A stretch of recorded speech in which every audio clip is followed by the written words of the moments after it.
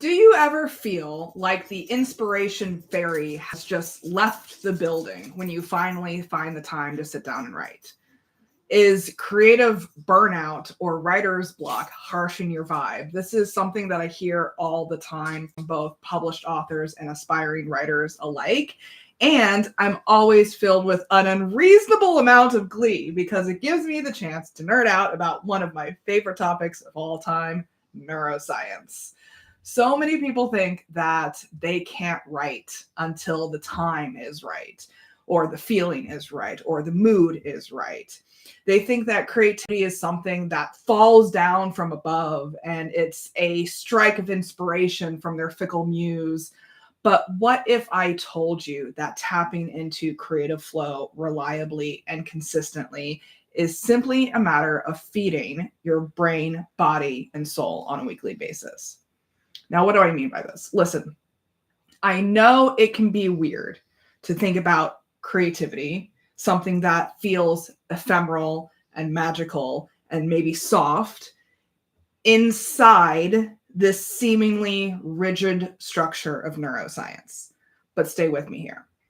My whole life radically changed when I began proactively feeding my creative potential instead of expecting it to perform on demand at the end of an already stress-filled week.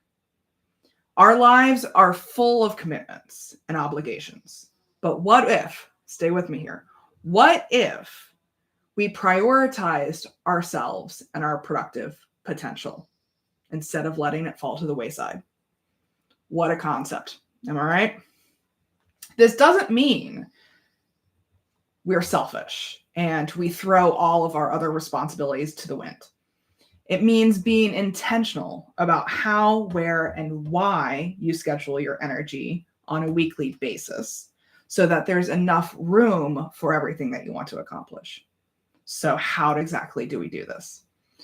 Please join me for the second video in a series where I will be going over the sustainable schedules pillar, which is the first of the 3 pillars of author success. This pillar framework is something that I designed years ago when I was running a small business consultancy where I supported entrepreneurs and business owners in streamlining their time, organizing their systems, and improving their sales numbers. Now, I am reframing all of that juicy information specifically for writers and authors so that you too can tap into the 20 years that I've spent in the small business and entrepreneurship space, studying not only marketing, operations, and financing, but also neuroscience, wellness, and personal productivity. This breadth of experience is exactly what supported me as I wrote, published, and sold my debut novel in under 9 months in 2022. By December of that year, it had sold in 6 countries and ranked in the top 100 of all Ingram fiction fantasy romance titles. Within a year of launch, it had been picked up by bookstores across the US and has only received 4 to 5-star reviews so far. Since then, I've wrote, published, and sold a novel a year since, and my 4th will be releasing this coming Halloween in 2025. If those are the results that you are looking for in your own writing career, this video is all about the most important foundation that you can give yourself, not only in the writing stage, but also as you journey through the publishing and the selling of your book too. So I will introduce the Healthy Mind Platter and the 7 areas of your life that should be balanced and prioritized for optimal brain functioning. So, you know those days when you say, my brain is just not working, or I just can't handle it anymore, my plate is full, or maybe you just want a break for once. That was me 11 years ago at this point, back in 2014. I was in the midst of running my first business. It was a general store devoted to local goods, and I was working 60 hours a week in a white box surrounded by inventory I couldn't sell. I was completely burnt out and my brain had just hit a wall. I had nothing left to give, and I wasn't able to show up as my best self on a day-to-day basis. The number one thing that helped me get out of this funk was this awesome tool that I learned from the Neuro Leadership Institute, the Healthy Mind Platter. It not only helped me realize that I needed to prioritize these things in my life, but made committing myself to optimal brain productivity fun. Feeding my brain, body, and soul is actually an enjoyable process. Who would have thought? And I come back to this framework every single time I feel a sense of heaviness, I feel burnt out, I feel desperate, I feel frustrated. Whenever I'm watching myself spinning my wheels and not getting to where I want to go, where I know I can go, I use this tool to create space in my brain and become the superpowered creative that I know I am capable of being. I can take on bigger challenges, and I'm more willing to go outside of my comfort zone because I have a bigger reservoir of energy. There are literally more resources available for my executive functioning. That's the space in your prefrontal cortex that's behind your forehead here. It's an area of the brain that is really important for your working memory, memory retention, emotion regulation, working with others, all kinds of stuff. It's a game changer, trust me. So through years and years of analyzing fMRIs and brain studies and other psychological studies, the Neuro Leadership Institute has created this platter to represent 7 areas of your life that should be prioritized for optimal brain functioning. These are the 7 things to prioritize in your schedule if you want to increase your creativity, innovation, efficiency, productivity, and overall health. They are all essential for holistic, optimal brain health. So as we go over these, there are 3 different categories. One is social needs, meaning connecting time and playtime. One are physical needs, which is physical time and sleep time. And then there are cognitive needs, which is focus time, downtime, and time in. So I'm going to start with the social needs, one of which is connecting time. And this satisfies our social need for connection. While it's often more valued than playtime, both are equally important. Connection is vital to us humans because of our evolutionary wiring that predisposes us to seek out social connections in an attempt to increase our chances of survival. It is literally wired into our brain, and it's a basic need akin to the need for food, water, and shelter. So not only does social support have beneficial effects on the cardiovascular, endocrine, and immune systems, but satisfying social relationships are also associated with more positive outlooks on life, more secure attachments and interactions with others, more flexibility when confronted psychological challenges, and more efficient restorative behaviors. So what does this mean for writers? Surrounding yourself with people who get you, people who love you and support you and want to see your writing dreams happen for real, is the number one key to a success. I cannot underline that enough. It helps with self-accountability and making sure that your manuscript actually gets written. It helps with finding your team and hiring the right people for the right jobs. It helps with researching publishing options and learning the ins and outs of the industry. And it helps with marketing and selling your books. So commit to spending time with close and reliable others twice a week for at least an hour. And you can also maximize your time by doing group activities that satisfy your needs for other areas of the Healthy Mind Platter. So you can combine connecting time and physical time, for example, and exercise with friends. You can combine connecting time and focus time and do writing sprint sessions with other writers. The thing about those 7 Healthy Mind Platter activities is that I'm not demanding that you somehow find another extra 7 hours in your probably already overloaded weekly schedule. I'm encouraging you to be creative, flexible, and intentional with how you choose to spend your time throughout the week. So moving on to playtime, on the other hand, it's often seen as an unimportant behavior relegated to the young and immature, but play directly contributes to the release of dopamine in your brain, which allows all animals in the animal kingdom to cope with the unexpected demands of a potentially threatening and stressful environment. So for us, it's a natural reward system that helps enhance our creativity and our capacity to adapt when faced with changing and challenging circumstances. See, the thing is with playtime, It gives us an opportunity to practice for stressful situations, but in a non-threatening environment. So my favorite example of this is gaming, whether we're talking about video games, tabletop role playing, or your standard board games. Sometimes things get heated, right?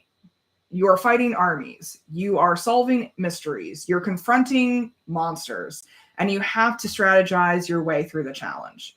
This greatly enhances your ability to then face and succeed in real life challenges because you've had the chance to practice beforehand. Your ability to roll with the punches is directly tied to your past experiences practicing those behaviors.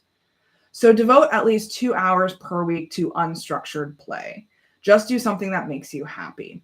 And consider combining playtime and connecting time to be more efficient with your time. For example, I love to schedule monthly board game nights or crafting nights with my friends because both board games and crafting represent playtime for me. They give me a chance to explore and play around with my imagination in a low risk environment. I've even gotten into Dungeons and Dragons a lot in the last few years, and that's a great way to indulge in improv and imagination. Dancing, acting, painting, singing, playing instruments, playing with your kids or your pets, all of those can apply as long as you're focused on the playful, explorative aspects. Moving on to physical needs. First off, sleep time is perhaps the most overlooked and undervalued, but the most important area to focus on when the mind and body are exhausted and mental capacities start fading. Sleep deprivation is considered even more dangerous than a lack of food, and sleep has been found to be essential for homeostatic restoration, temperature regulation, tissue repair, immunity, memory processing, and even emotion regulation. So prioritize sleep time throughout the week by restricting your work time to 6 to 8 hours a day and get 6 to 8 hours of sleep per night. I've always loved sleep personally. And so I've found that 9 hours is actually optimal for me. They've actually done a lot of studies recently where they found that for women, they tend to need 9 hours, whereas men tend to need around 8. But everyone is different. So you need to find something that works for you. Some people need less, some people need more. Experiment and find where your happy spot is. Just make sure that you are consistent once you find the routine. An easy tool to make sure that sleep time goes smoothly and seamlessly is to keep your bedroom dark and cool between 65 to 75 degrees and keep all lights at a minimum. If you have any LED blinking lights or anything electronic in the bedroom, they make really handy dandy blackout stickers now that you can easily get online or wherever, and you just stick them onto the lights and you don't need to worry about them anymore. I was actually in a room once that had a Wi-Fi router in it, and if you've ever seen a Wi-Fi router, there are a ton of blinking lights on there that just go on day in and day out. And it was right next to the bed where my head was. And so I had difficulty sleeping throughout the night because these orange lights were blinking in my face all night. I got some blackout stickers and I just stuck them over the lights and they completely blocked them out. So I was able to sleep a lot more soundly and was pretty much just a happier person overall. Do not sacrifice your sleep in order to write. It will only burn you out faster. Trust me on this. For physical time, this refers to time spent working on your body or exercise or other means. So moving your body some way, somehow. This is critical to improving brain plasticity, your immune system, and even your overall mood. Exercise also has the capacity to enhance learning and memory, counteract mental decline associated with aging, aid recovery from brain injury or disease, reduce stress and anxiety, alleviate depression, and improve executive functions such as response speed, working memory, inhibition of inappropriate behavior, and focus. They've actually found in various studies that exercise can be more effective in treating depression than prescription drugs. So what happens in the brain when you are engaging in physical activities? Your brain produces this awesome chemical called BDNF. It's brain-derived neurotropic factor, I believe is the full term. And it's basically miracle grow for your brain. It enhances your brain's ability to create neural connections. So when you exercise before learning something, you are much more primed to then learn the material that you're trying to absorb, because your brain is a lot more primed to make the required neural connections that you need to make in order to learn the material. Neural connections connect the different parts of your brain. So when you're learning material, you need those neural connections to grow there. And they've done tons of studies over the years with elementary, middle school, and high school students, and found that if they put PE, physical education, at the beginning of the day, learning improves, test scores improve, there's less aggression in the classroom, people are in better moods, and they just experience better school conditions overall. The BDNF also impacts brainstorming and idea generation. So in order to think of new ideas or connect existing ideas, your brain must build those necessary neural connections. If you are building a fictional world inside of your mind for the book that you are writing, for example, the task is going to be much more easily accomplished if your brain has some BDNF to speed up the process. The Neuroleadership Institute recommends that we set aside around 2 hours of moderate intensity aerobic activity, 75 minutes of vigorous intensity aerobic activity, or an equivalent mix of the two each week. Keep in mind that this doesn't mean that you have to do it all in one day. Maybe you do 1 hour of Pilates on Wednesday and then go on a hike on Saturday. Maybe you do 15 minutes of high intensity interval training every single day. Maybe you go for a 30-minute jog 4 days a week. It's totally up to you how you want to split it up. Once again, I'm going to recommend that you combine physical time with another area of the Healthy Mind Platter in order to streamline your schedule. It can be easily combined with both playtime and connecting time if you're strategic about it. Plus, we have all heard about the rise of walking desks in recent years that allow you to get your movement in during work hours. Talk about efficiency. These recommendations are not set up to be impossible expectations. They are intended to be lenses through which we can view and evaluate our time spent doing things. Too many of us forget to attend to our brains and bodies' needs throughout the week, and then we end up exhausted, burnt out, and cranky by the time we reach Friday afternoon, or more like Thursday morning, if we're being honest with ourselves. I was able to write, publish, and start selling my first novel in 9 months while also running my business and, enjoying my life, because I prioritize these activities in my schedule, not despite them. They are why I was able to tap into a deep well of creative energy and write an 89,000 word manuscript in only 14 weeks while also working 30 hours a week. It's not an either or equation here. Moving on to cognitive needs, downtime refers to a process called diffused cognitive processing, which basically means letting your mind wander with no particular intention or focus. It's called diffused because we are not thinking about one singular thing. We are allowing our brains to skim through all of the various parts of our brain like a flip book. You know the phrase, seeing the forest for the trees? Downtime means seeing our brain's forest as a whole, not the individual trees. So what exactly does that look like? There are a variety of ways that I like to participate in downtime. First and foremost, I love enjoying downtime when I'm having my morning coffee. I intentionally schedule 20 to 30 minutes by myself every weekday morning where I can sit down with a hot cup and daydream. I love it. In my previous house, I used to sit down at my dining room table and open the blinds on this great window that we had in front. I would watch all of the people and dogs and kids that were walking around the neighborhood and just let my brain wander. Nowadays, I sit in my backyard while my dog does her morning routine.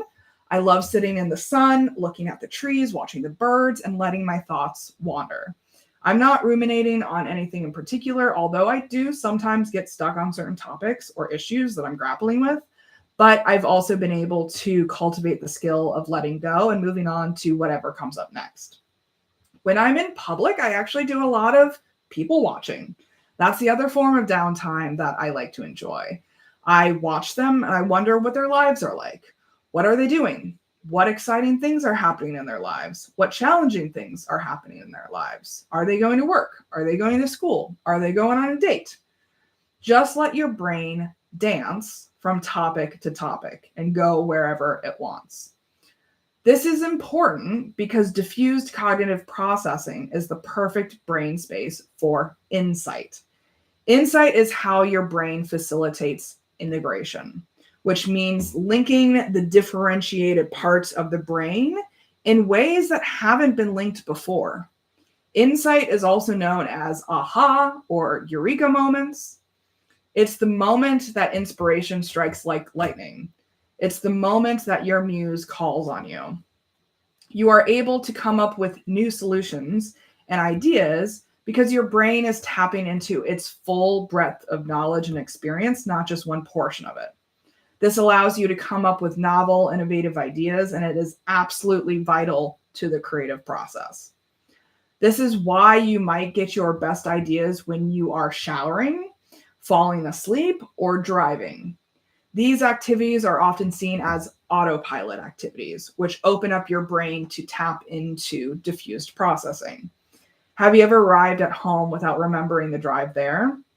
Your brain was likely engaged in daydreaming because it didn't have to focus on figuring out how to get you to your destination. Downtime is especially important when solving complex problems or making complex decisions. When you are able to tap into multiple areas of your brain, your well for possible solutions is much deeper than if you just focus on only one or two areas of your brain. The more time you spend daydreaming, the more you can access your full creative capacity. This applies to anything for which you need to come up with ideas. Creative pursuits, writing, acting, engineering, marketing, chemistry, business, psychology, community projects, events, fundraising, product development, gifts, therapy, communication, linguistics, you name it. Downtime can occur between scheduled activities, or it can be an activity within itself, as long as you disconnect from your linear intentional focus on your environment. The Neuroleadership recommends that you schedule one block of time, at least 30 minutes a day. Whether it's during your morning coffee or sitting on a park bench during your lunch break, the point is to let your mind wander without looking at your phone. Let your attention jump and weave like a leaf floating on a swift river with no intended destination. Time in, on the other hand, involves intentional relaxation, reflection, or mindfulness, otherwise known as meditation or prayer. Time in means looking inside yourself with non-judgmental self-observation. So this involves intentional relaxation, and it is a type of focused training for the mind that uses self-inquiry and self-awareness to achieve self-regulation. Now, I haven't always been great at this aspect of the Healthy Mind Platter. Prior to 2016, I had been generally aware that meditation and self-reflection had its benefits, but that was all woo-woo spiritual stuff, right? Who needs it? Well, turns out that there is a whole host of scientific evidence to back it up. It took me a couple of years, but I first started implementing an intentional meditation practice in March of 2019 with a twice-a-week session scheduled at the end of my workday for 10 minutes each. I later increased it to 3 times a week and then slowly increased the sessions to 20 minutes each as the months progressed. By the end of the year, I had started to realize that these sessions were much more productive and fruitful for me if I scheduled them at lunchtime instead of at the end of the day, because it gave me a chance to reset in the middle of my workday, so I adjusted accordingly. Then in February 2020, I made the leap to meditating every weekday and haven't looked back since. I still do it to this day.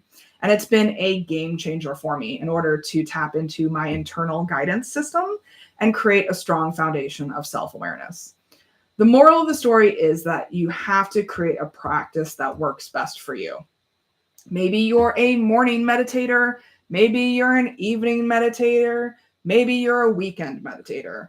There is no right or wrong answer. Just find what's best for you. Why is this important, though? Time in is an interoceptive process that has been shown to decrease sympathetic activation, heart rate, and muscle tension. By creating an intentional awareness, by looking inside, which is literally what interoceptive means, looking inside, it becomes this awareness of our physical, mental, and emotional reactions. So it allows us to adopt and maintain a self-observing attitude. Self-observation, when done in a non-judgmental and accepting manner, increases our ability to choose our responses instead of succumbing to automatic and potentially problematic physical, mental, and emotional reactions. The example that I always use for this is the state of being hangry. Hungry plus angry equals hangry. Hunger is a physical sensation that our bodies send to our brains in order to notify us that sustenance is needed. And it can often be compounded by emotional sensations like anger. So it influences our behaviors in less than reasonable ways. If we don't have the necessary self-awareness to address the physical and emotional needs when they pop up, then we might find ourselves in a state of hangriness without even realizing it. This may lead to some very poor decision-making, like lashing out at our spouses or indulging in a spat of road rage. I see this happen all the time with creatives who get so lost in their projects that they forget to eat. I know, I'm one of them. But the more we develop our interoception, remember that means looking inside, the greater our ability to make better decisions. Again, this could be meditation or prayer, but it's basically focusing on your internal states. Notice what is going on inside of you. Take a minute or two to check in with your internal sensations, feelings, thoughts, values, desires, needs, opinions, and processes. Notice them in a non-judgmental and accepting manner in order to respond to the world outside of you with intentional forethought instead of impulsive reaction. So the Neuroleadership Institute recommends that we set aside around 15 minutes a day to be in silence with our eyes closed whenever it works best for us. It doesn't have to be a difficult thing to do to work into your day-to-day. Just set a recurring alarm or appointment in your phone or calendar. Personally, I've found that it works best for me if I schedule it right after I eat lunch, because then I'm not tired or hungry, so I can really focus. If I do it in the morning or the evening, I tend to fall asleep. So don't be afraid to experiment and try out different times. I've even heard of people doing 2 to 5 minute meditations in between activities throughout the day, squeezed in before or after meetings, projects, appointments, that kind of stuff. It helps to have the full 15-minute block so that we can really settle in, but some is better than none, so feel free to sneak it in whenever you do get the chance. Finally, let's talk about focus time. This is all about focusing on one particular singular task. It is not multitasking. This is a unique activity that involves the mindset of being in a flow state. Flow state is where we hit the perfect combination of challenge and competency. So this means that the task that we are engaging with is not too challenging, but we are also not too competent at completing it. This is where rubber truly hits the road when it comes to the creative process. Have you ever been so fully engrossed in something that you completely lose track of time? That's a sign that you are in flow state. Multitasking is often glorified in today's working environments, but it is actually very taxing for the brain, since it forces you to expend massive amounts of energy switching between the activities. When multitasking, you will get depleted and exhausted much more quickly. You will actually get less done, even though it feels like you're accomplishing a lot. The quality of your work will suffer, and you will feel scattered, unfocused, and stressed. I have definitely learned this from personal experience. Lately, I've been dealing with way too much multitasking, and I need to find myself some focus time. I will admit it. I need more in my life. But when you are in flow state, your energy output is going to be streamlined and focused. One tool that has really helped me with focus time over the years, and honestly continues to help me every single day, is my Google Calendar. It pretty much runs my life, and that's not a joke. I just do whatever my Google Calendar tells me to do on a daily basis. And I've intentionally set it up in advance to balance my priorities, responsibilities, and goals. This all starts with what I call strategy time. Other people call it CEO time, but it's basically a set block of time where I can sit down and look at my goals, commitments, wants and needs, deliverables, and immediate and long-term strategies. During this time, I map out daily, weekly, monthly, quarterly, and even yearly schedules and the time blocks that are needed, that are required in order to accomplish what I want to accomplish in those time frames. This is how I commit time to each facet of the Healthy Mind Platter. I'm not expert level at this, but I'm pretty decent. I'm better than most. I'll go into more depth when we discuss flexible time blocking, but for now, I wanted to specifically talk about how I use my calendar to prioritize focus time, because my use of strategy planning and time blocking allows me to focus on one thing at a time very easily. Whenever I see that I have a block of time committed to a single activity on my calendar, I can totally immerse myself in that activity without wasting time and energy questioning whether it's worth my time and energy to immerse myself. I don't worry if my time is better spent elsewhere. I don't think about the other things that I need to do. I don't get distracted by social media or text messages. I sink myself into that specific task with a singular focus because past Claire already made the decision to prioritize that task when she made the schedule during one of her strategy time blocks. So this creates a deep sense of self-trust in everything that I do, because present Claire is trusting that past Claire already went through the emotional and mental labor to figure out whether a task is worth my undivided attention. That way, I can take full advantage of focus time in those activities instead of constantly balancing a running to-do list in my head and multitasking all day long.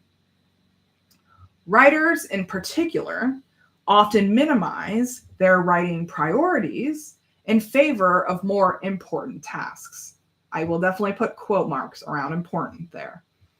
When you sit down to write, do you get sidetracked by other people or activities like scrolling through social media, answering emails, or watering your plants? I've seen it all, folks. You are disrupting your brain's ability to tap into flow state when you leave the literal and metaphorical doors open for anyone or anything to walk through and interrupt your focus time. And there's a difference between downtime and focus time. Remember, your brain needs both.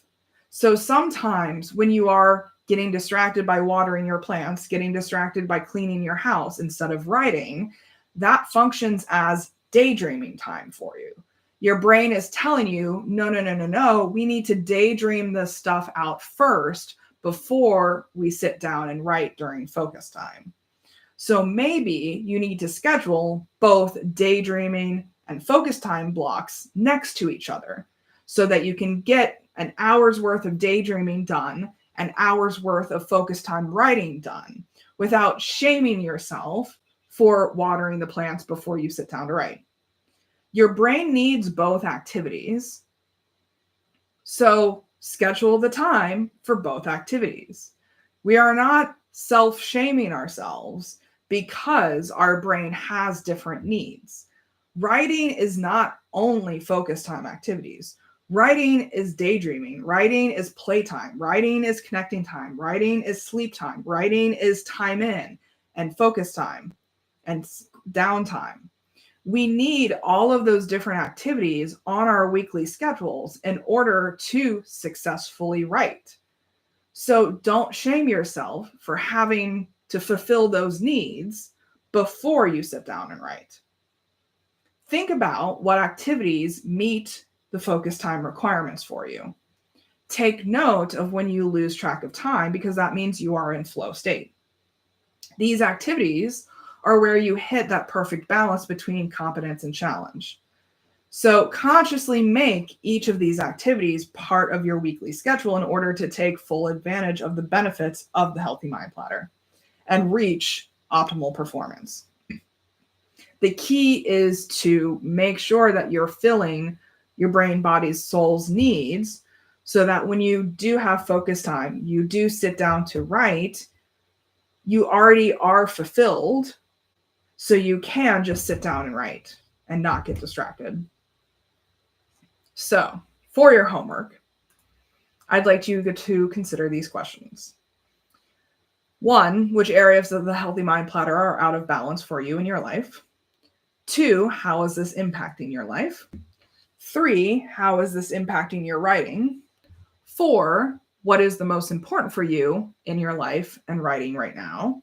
And where would you like to be 3 months from now or in 1 year from now?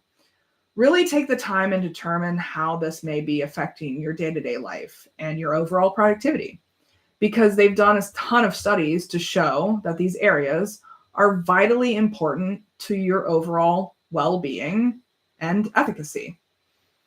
How can you be more effective, productive, and efficient with your time? By prioritizing these activities. And again, don't be afraid to combine them. If you need to combine physical time, connecting time, and play time into one activity, that is possible. You just need to intentionally schedule time and devote energy to filling those needs. How can you make sure that you're showing up as your best self in your writing and in your life? That's it for today. Next time, I'm going to be talking about flexible time blocking, which I mentioned in this week's Sustainable Schedules video. Stay tuned for more. Again, this is the foundation, the Medi kit that you can create for yourself of self-support behaviors so that you don't get depleted, you don't get exhausted, you don't get distracted, you don't get stymied when you are confronted with obstacles along the way, because you will get confronted by obstacles, I promise you.